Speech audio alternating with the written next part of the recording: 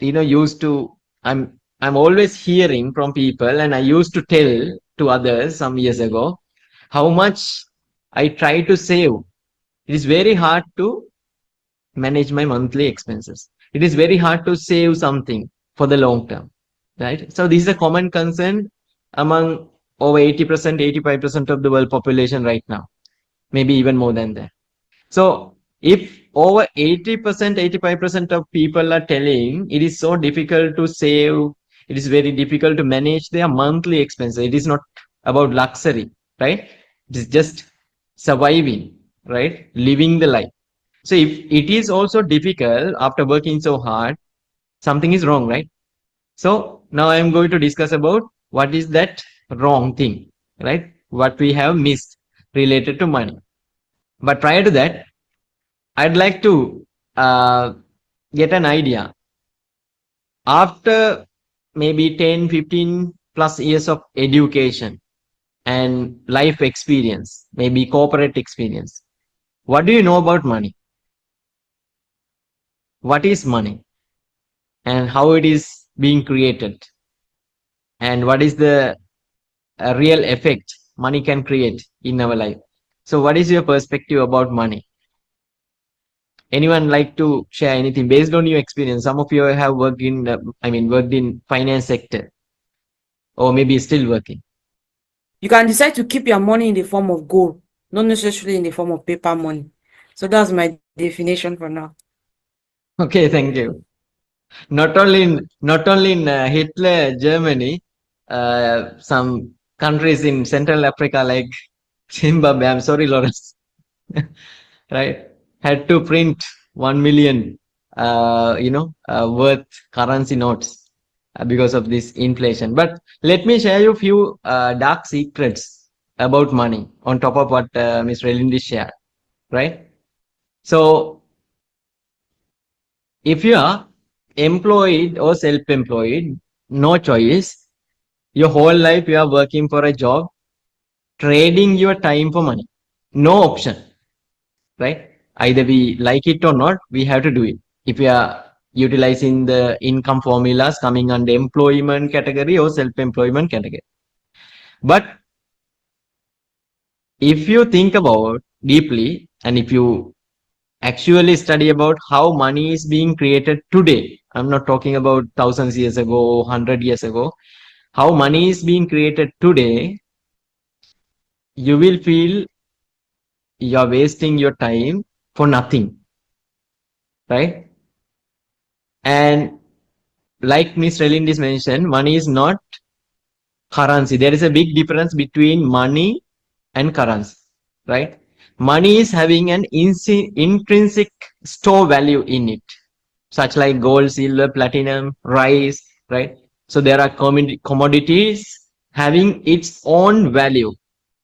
It cannot be separated, right? If you take 1 kilogram of rice, it is having that 1 kilogram of rice value, right?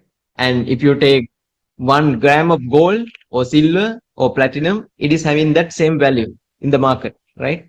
But if you take 100 paper notes of $100, you can't tell it is having the same value in few days, because the purchasing power is going down due to different reasons I will discuss in coming few minutes, right? So the paper notes do not have, today paper notes do not have that intrinsic value in it, but these commodities containing that value.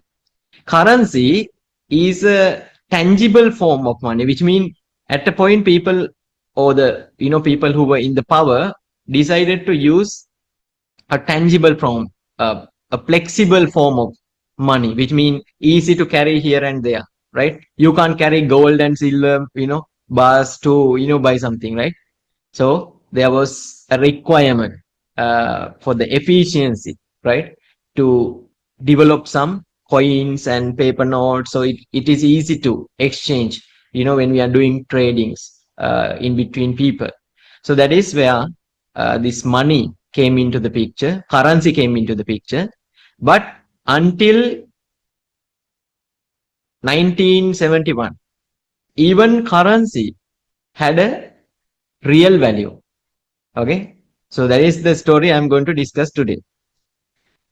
Now, what really happens to your money after you deposit it to the bank? What do you know? Like, either you or the company you are working for, or your clients, if you are doing your self-employment, or if you are having a shop, your customers, right, giving you money. Either you deposit it to the bank or they send it to your bank. So what is happening to this money in the bank?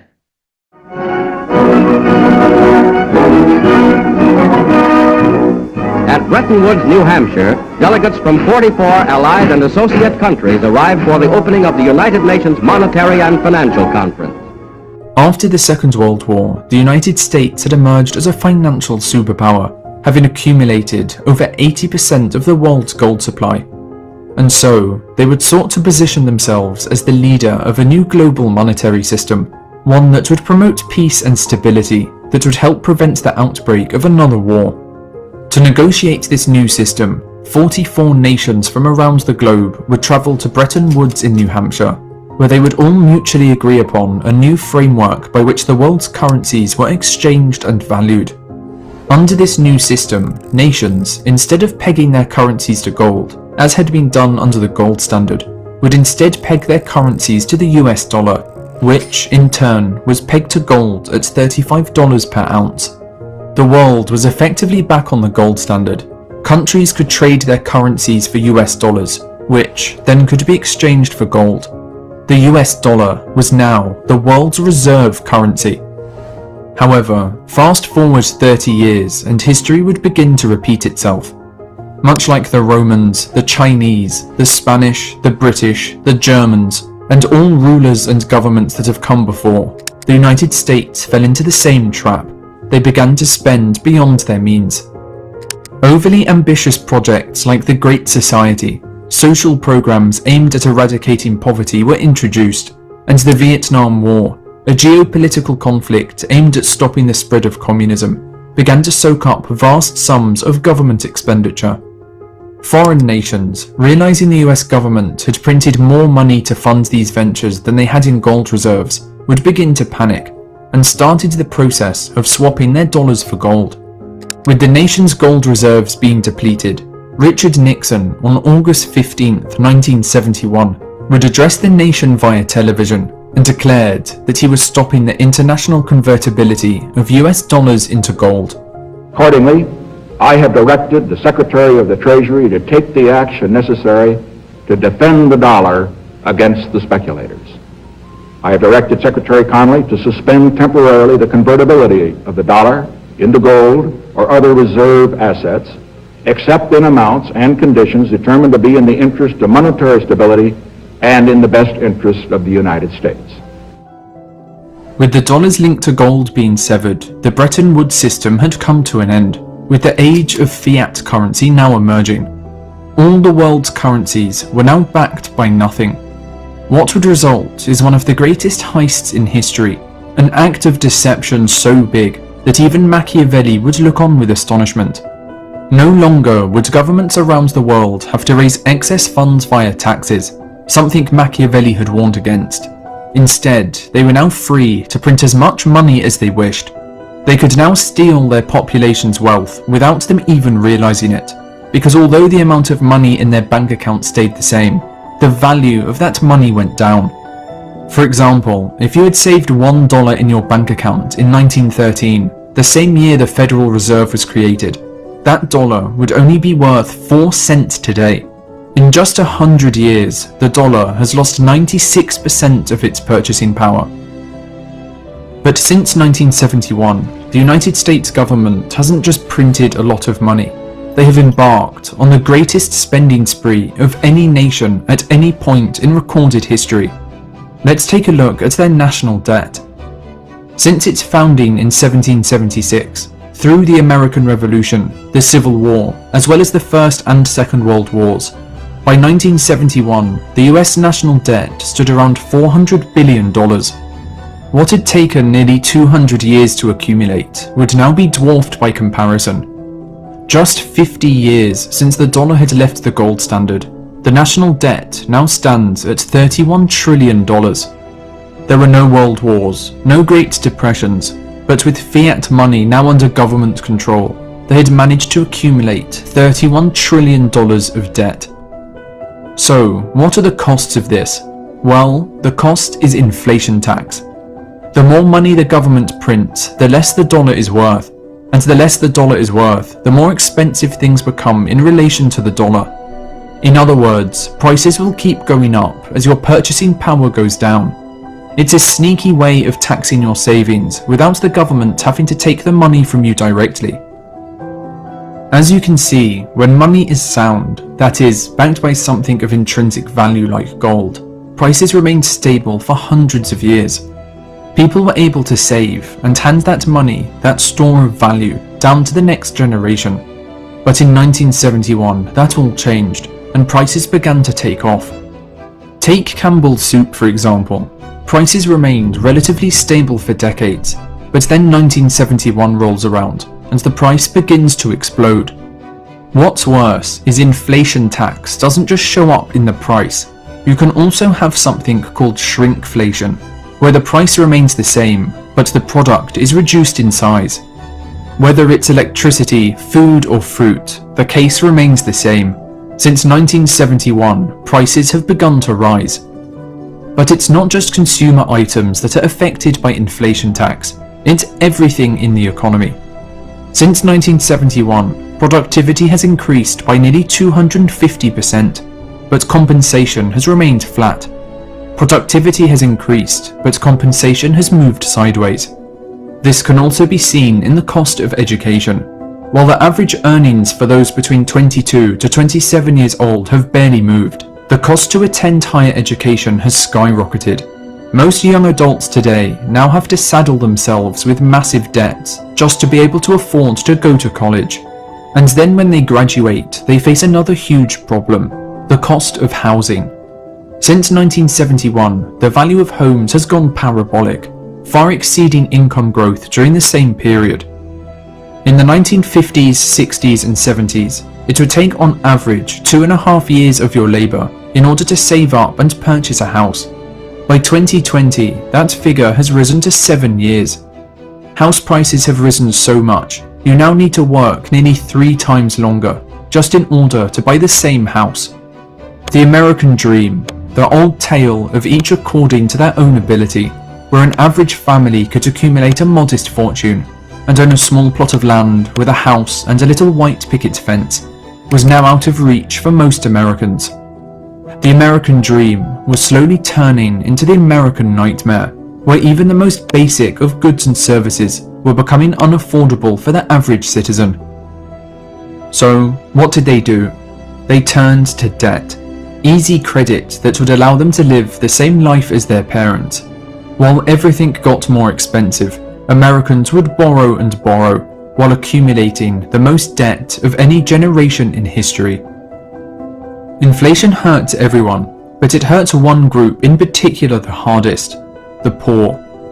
The wealthy know the game that is being played, and that's why they protect themselves against inflation by owning assets, such as gold, real estate, stocks, Bitcoin, and rare art.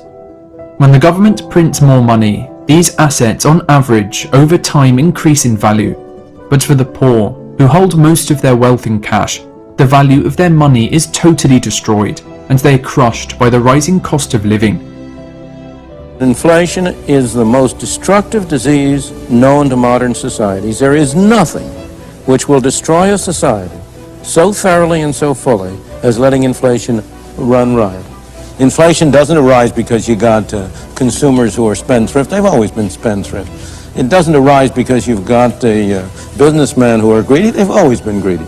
Inflation arises because we as citizens have been asking you as politicians to perform an impossible task. We've been asking you to spend somebody else's money on us, but not to spend our money on anybody else.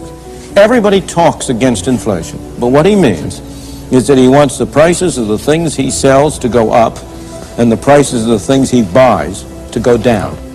The real tax on the American people is not what you label taxes. It's total spending. If Congress spends $50 billion more than it takes in, if government spends $50 billion, who do you suppose pays that $50 billion? Of course. The Arab sheiks aren't paying it. Santa Claus isn't paying it. The Tooth Fairy isn't paying it. You and I, as taxpayers, are paying it indirectly through hidden taxation.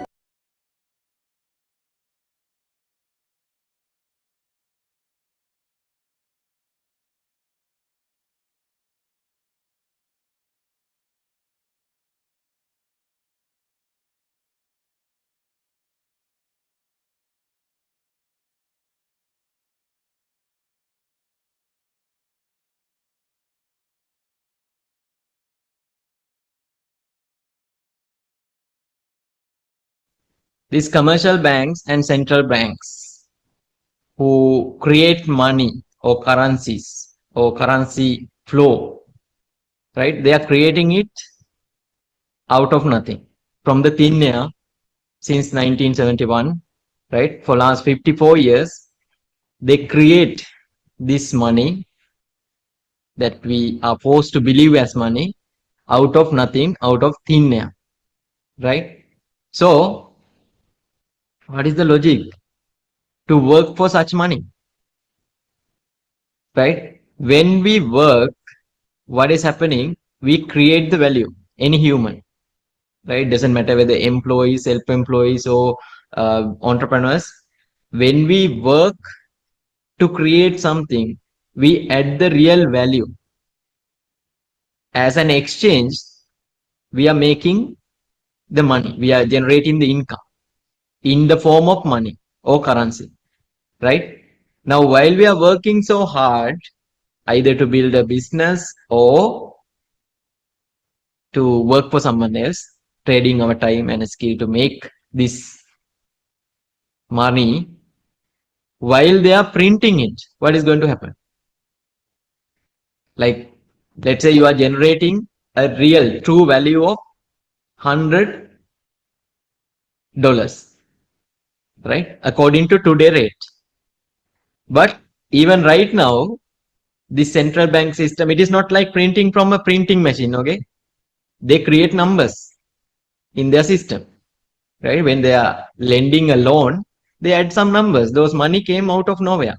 There wasn't such real, value with the bank backed by a commodity, right? So they just type numbers and give you the debt, right? And you work hard to generate the same income, to pay it back to the bank. But do you have the opportunity to utilize the exact value that you generate by working, trading your time and skill?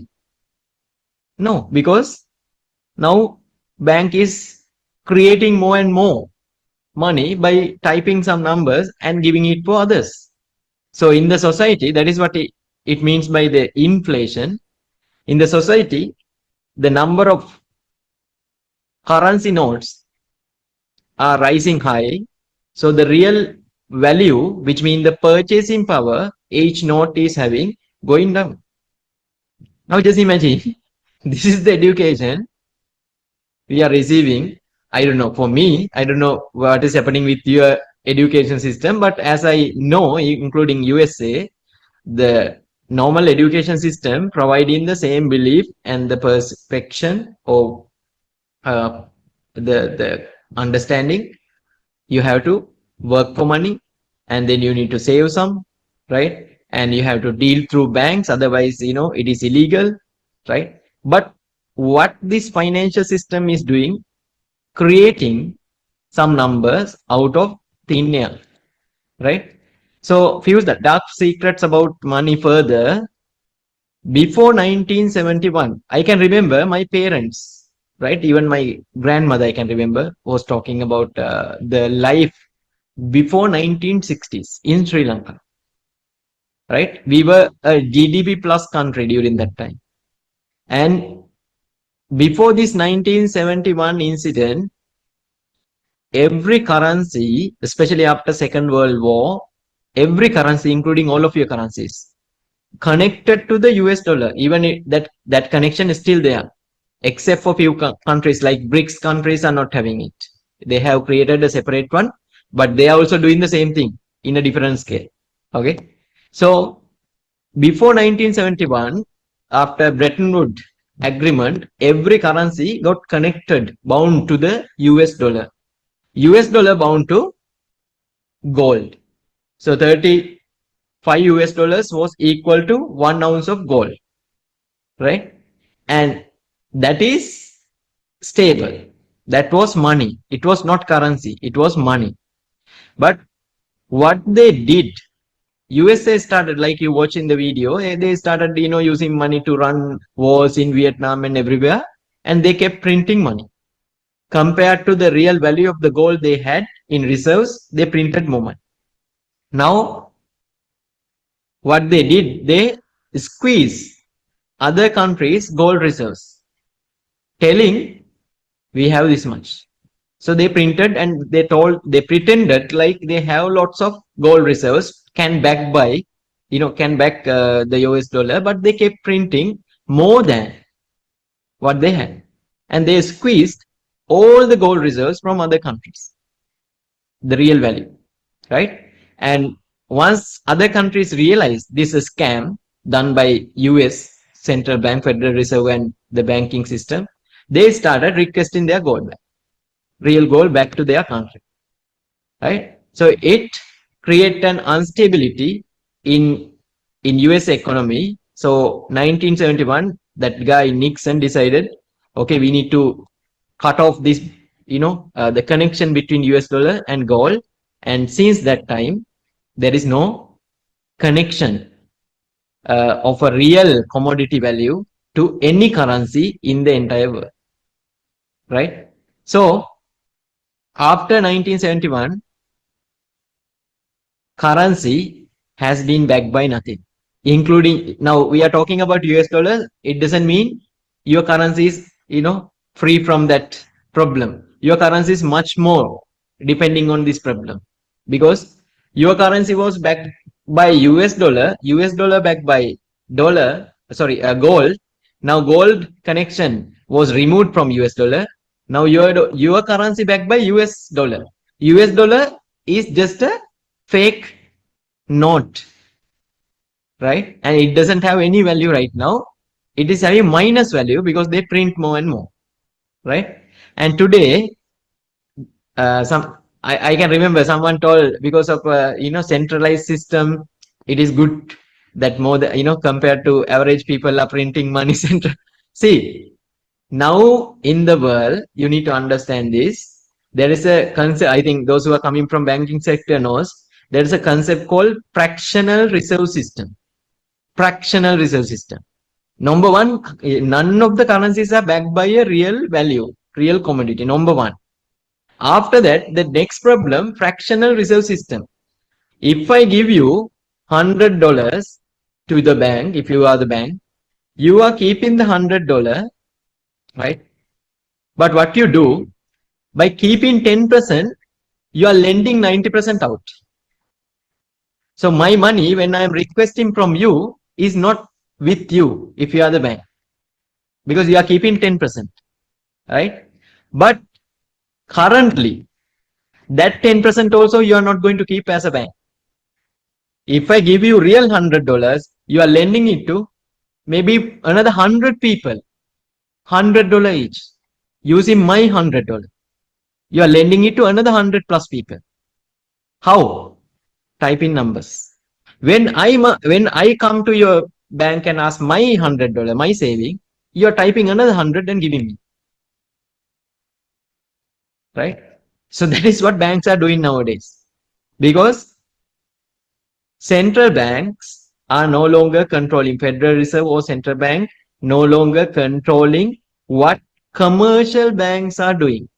They can type anything as they want.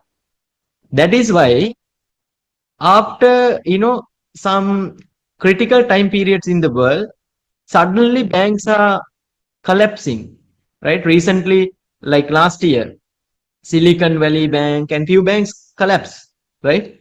Some banks were well-established bank for many, many decades.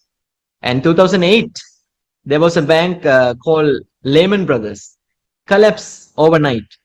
That was a 100-year-old bank. Why? what they did, exact same thing. So at a point, that empty bubble got blasted because they couldn't manage everything, the fake game, right? Now, those who are not collapsed yet doesn't mean they are doing the right thing, right? Yet, whatever they are doing is not blasted, but about to blast. When they are going to be blast, right? That Hitler Germany or the Zimbabwe, experience will be available everywhere. This is not a threat. This is the reality. Every, genuine financial analyst can tell this by studying the history and what is happening currently, right? So currency in the form of paper and coins only makes up, listen to this, the existing money supply, okay, existing money supply in the entire world makes up only up to 3% of world's money. Money is the real value. So the currency form of paper and coin only makes up 3% of the world's money supply. If we collect all the paper notes in the world and coins in the world, it is equal to 3% of world's money supply. So what is the 97% there? It is debt. Debt means whatever these banks creating, right? Now what it means by debt? Debt is not is something that you're owing another person. It can be in a form of money or an item, because you can take $100 from somebody and multiply it 10 times. You can take, somebody saves, let me say, $100, take that $100 and borrow it to another person. That person use it, and that $100 still comes back to the bank, and the bank gives it to another person, maybe buying something. The person comes and deposits in the bank, and the bank still takes that same money and borrow to another person. So you see that you can take that $100 and use the multiplier effect through the form of debt by giving it out to people, because it's not your money. Like capital, when you are creating a bank, the capital there is really your money that you started, but the rest of the money that you are turning in the bank in terms of giving out loans and whatever you are carrying out is customers' money that they have come and deposited. So debt is what you are owing other people. It can be in the form of money or an item or any other thing. So you can really create a multiplier effect through debt in the bank, and it can go on and on, even 100 times. Provided if you are the only bank in that particular society, you can really create the multiplier effect through debt many times by using other people's money to carry out your business, which is not yours. All right. Agree. So now this is the story, right? Let's say you are giving me, I am the bank, you are giving me 1 gram of gold. Gold is real money, God's money, right? I am the bank, you are giving me 1 gram of gold, right? Let's say it is equal to what you generate through your time, commitment, energy as using the labor power, right? 1 gram of gold. You are giving it to me.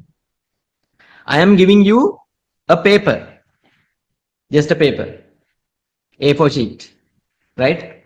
And I am writing, you gave me 1 gram of gold. So I need to return it back to you when you are asking it from me, because I am the bank. So you are saving it with me, right? Now, while you are keeping it with me, what I am doing? I am printing millions of A4 sheets and giving it to other people, mentioning it is worth 1 gram of gold.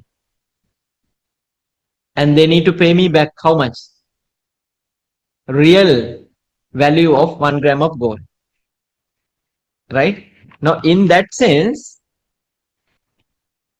in the world, even though we consider the money, the paper notes and coins are having a real value connected with gold as an example, still it is 3%. Even though we assume it is not, okay?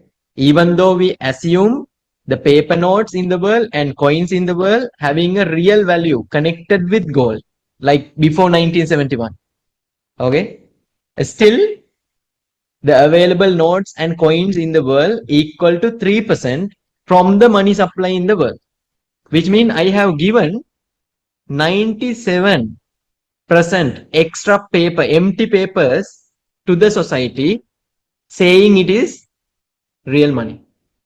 Do you understand the scam in the entire world? Right? Now you are taking this empty paper thinking it is real money. Then what do? You work hard. Right? You work hard to create the real value, adding your time, your skill, your labor power, and creating the real value. Then what you do? You're making it as the form of money from your employer or client and then giving it to me. Why? For this empty sheet. Right? So this is the biggest scam in the entire human history, and it is keep happening, and it is very difficult to understand. I hope even maybe some of you do not understand what I am telling. Right? So 97%, which mean maybe all the money we are thinking as money is debt. It is empty. We are the one as human beings generate the value to that debt and giving the real value back to these financial system who are running and controlling it, right? So whatever the amount you need from a bank, they will give you. But have you ever thought, do they have that value, real value with them? Nobody is having, because only 3% in the entire world available with paper notes and coins. So whatever you are getting above 3%, right, is fake. And whatever they are giving us as loans, it didn't exist before, right? Bank do not collect the money. Let's say Lawrence is depositing $100,000 in the bank. Bank is not collecting that 100,000 from Lawrence account and giving to me as a debt or loan, right? What they are doing, using that 100,000, they are giving 100,000 loans for another hundreds thousands of people. How? Creating numbers. That is the money supply. 97% of money supply created fake numbers, right? We are paying back for that fake numbers, right? And so this money was created, number was created out of thin air, getting the value when we pay it back. So what is happening? We generate value, banking system and the monetary system is squeezing the real value and giving us fake papers.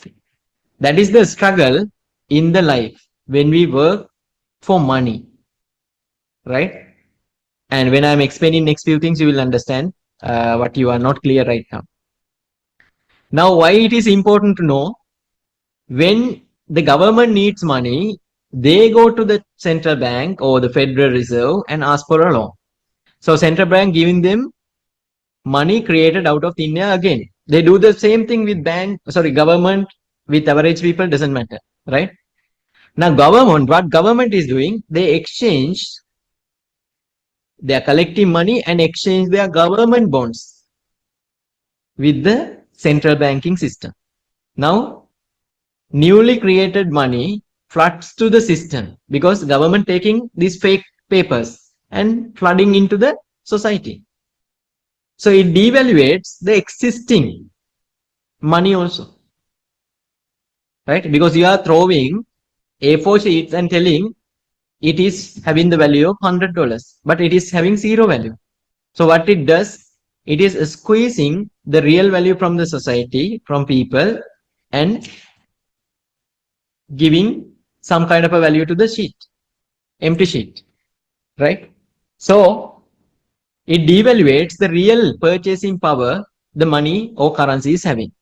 So that is what it means by inflation, right? So inflation simply created by the central banking system and the commercial banks. There are no limits now for the commercial banking system. In the past, like around 50 years ago, there was a limit how much commercial banks created, because they had to keep a deposit with the central bank. Whenever you are opening up a bank as a commercial bank, you had to keep a deposit. So there is a proportional value that you could create to the society. There was a control to a certain extent. But during last 40 years, this deposit no longer going to work. Central banking system has given the full authority for commercial banks to generate any amount of money, right? Type in numbers in the system. So this is the reality today. And simply every human being is being fooled for last 5 decades and even till the time. And everybody is working so hard to save money and put in the money in the banking system. So they squeeze the real value by printing fake A4 sheets, right? So bankers are making millions while you are working for a tiny amount of money. How? Because you create the value using your labor power and giving it to the banking system.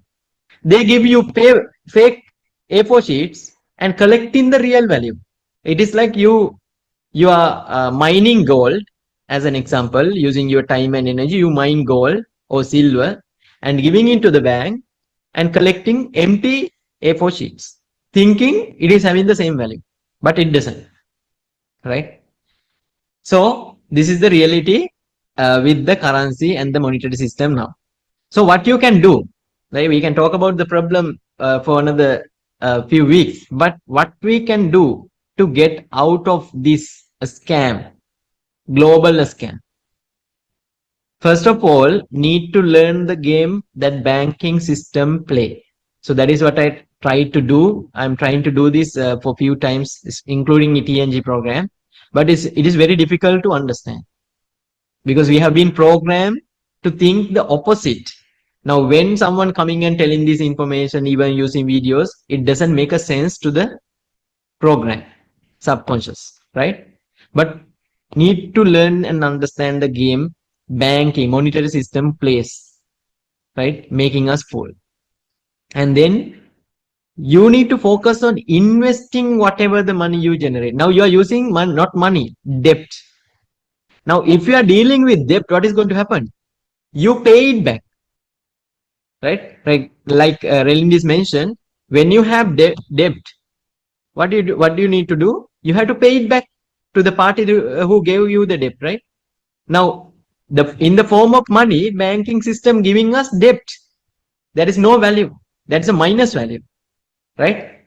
In these paper notes. Now we are the one who's paying it back indirectly, right? Now what we need to do, we need to understand the game what banks are playing. They use debt and generate the cash flow. How? Converting it to an asset. When they give us loans, it is an asset for them, right? And in addition to that, our real value that we are giving to the bank, they are investing it in other businesses. Like I think Lawrence or someone mentioned, right? They lend the real value to other businesses also. Through that, they generate their cash flow. Cash flow, not money, right? And if we need to get out of this scam, there is no other choice. We need to play the same game. We need to understand there are no real value with these fake paper notes. We need to use them to create a cash flow by sending them through the assets, right? So this guy, Robert Kiyosaki, invested lots of time in his life, right? Years of time just to educate us for nothing, okay? He didn't make billions of dollars by, trying to educate us. Maybe he made few millions selling this book or the book series. But more than that, he's making, through his assets, oils and, oil reserves and everything, right? But This guy was like a Robin Hood, tried to, hammer us from everywhere and tried to teach us. This is the scam you are in, right? So everybody in these two quadrants working for money, because the formula is set to work for money if you need to make money. No other choice, right? In addition to that, that propaganda based education system was developed like 120 years ago, removed all the essence that you must know, that I must know about money, about this corporate banking system or monetary system. So we had no clue what is happening. Few hundreds, few thousands years ago, everybody had the awareness about money. That is why in the past, our ancestors used to save in gold, silver, but we do the opposite. Now, how many of you are thinking, okay, I have this much of fixed deposit, now I need to buy gold, I need to buy Bitcoin? Even though you think, let me tell you how do you feel? But when I need money, can I convert it to money quickly? Right? Can I liquidate it quickly? Why? How you are thinking like that? Because of the education planted in your mind. Right? This is the common feedback coming from my family members who are having fixed deposits, especially elder people. Right? So their money during 2022, after I was emphasizing, take it out, take it out, take it out, invest it in gold at least. Don't believe in Bitcoin, invest it in gold. They didn't do it. 2022, at the end of 2022, in Sri Lanka, the value of the money, currency, went down by 66%. 66% in a single year. Right? So just imagine somebody had $100. Now $34 at the end of 2022. Okay, so this is what happened to the economy in Sri Lanka in 2022, right? So what cash flow quadrant or Robert Kiyosaki keep educating us, doesn't matter how you're making money. Maybe you are an employee, maybe you are a self-employed specialist, or maybe big business owner, investor. Investors, they anyway do it. Whatever the way you generate your income, you have to send them through assets. Invest money in asset. Generate your cash flow through assets. Why? Assets create the real value that you do not need to work for. Right? Otherwise, if you keep the money, if you consume the money for your day-to-day life consumptions, what is going to happen without building assets? You have to keep working for it. So you are keep working for debts, empty papers. Right? You create the real value, giving it back to the banking system and taking empty notes. Day by day, the value that you are receiving for the real value you generate and giving to the bank going down. But if you have asset, it stabilizes your real value, whatever you are generating using your time and skill. Right? So for that, we need to understand and learn about the income statement and balance sheet. Most of you might have learned it. I didn't learn it. I studied mathematics, so I didn't know this. But since I connected with Robert Kiyosaki, I started studying about it. Right? So the poor people, what they do, whatever the way they generate their income, they consume it as expenses. It doesn't matter. Okay, poor mean it is not about whether you are in the B quadrant, I quadrant, or E quadrant, or S quadrant. Poor mean the thinking pattern and their execution. Whatever the way they generate the income, they send everything through the expenses. Again, working for the money. Right? So this is the income statement and balance sheet looks like for a poor person. Right? When it comes to middle class people, what they do, their income is slightly higher than the poor people. What they do, they look towards the next step. How? They generate their income and they have some additional money after they run their monthly expenses. So they invest it in liabilities. Right? So it is going through two different roads. right? Whatever the income coming in, going through two different roads, directly as expenses to run the monthly expenses and the lifestyle. In addition to that, to maintain liabilities. Maybe house, the house they are living in, or the vehicle they are, driving, or other, material. It doesn't mean we should not use them. This is not like asking, every human being to go to the jungle and live like, the caveman. It is not what it asking, right? The way you are allowing the money to flow through the income statement will determine whether you are going to be enslaved by the monetary system or whether you are going to make them slave to you. What rich do or wealthy people do, when the income comes in, whatever the way, they invest their income directly into assets. The first priority in their practices, okay, this is a very different paradigm. This is not after they invest their money for their liabilities and expenses. No, even before that, what they do, they invest in asset. They keep growing assets. What it means by an asset, whatever which can bring money into our pocket.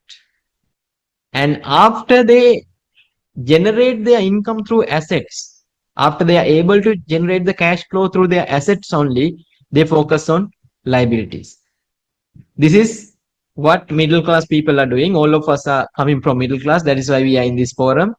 So our education and, the generational, influence coming to have a life like this, utilizing these three major elements. On top of that, many other stuff are there. All of them are liabilities, right?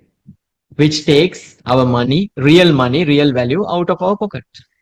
And asset, something puts the money into our pocket. So whatever the way we generate our income, if we create the majority of our cash into asset like gold, silver, platinum, and building a business is an asset, right? Especially our business that we are in, and real estate, one of the best, right?